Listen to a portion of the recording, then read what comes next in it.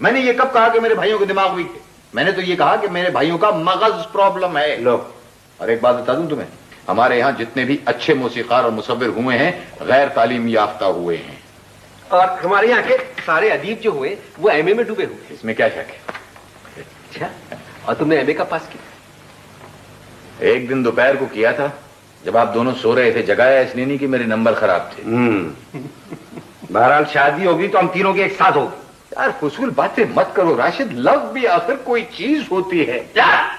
لو کا بچہ ایک لفظ انگریزی کا سیکھ گیا ہے، بار بار بولے جا رہا ہے.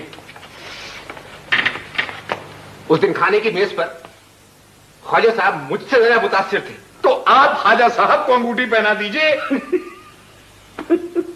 اس میں اتنی ہنسی کی کوئی بات نہیں تھی. سنو جی فاخرہ سے مل لیں سب جائیں. ارے نہیں بھائی بیکار باتیں مت کیجیے، کمال کرتے ہیں آپ لوگ. نہیں دیکھیے نا کہ خواجہ صاحب جو ہیں وہ ہائی سوسائٹی کے آدمی ہیں. وہاں صرف میں اور نفیسہ ملنے کے لیے جا رہے ہیں. آپ دونوں تو دعا کیجئے کہ میری بات پکی ہو جائے، پھر آپ دونوں آرام سے اس حجرے میں رہیے گا.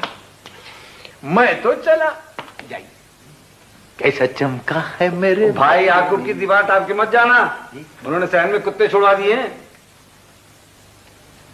ڈراؤ مت یار راشد، 10-12 برس سے تو ان کی دیوار ٹاپ رہے ہیں، آج تک تو کسی کی بھونک سنائی نہیں تھی. اچھا ذرا اپنی پتلون کا اظہار بند درست کر لیں. بیلٹ خریدنے کے پیسے نہیں ہیں، خواجہ کی بہرزیش کر رہے ہیں.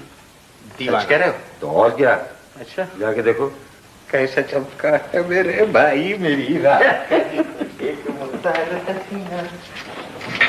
بڑھاپے کا عشق اللہ بچا.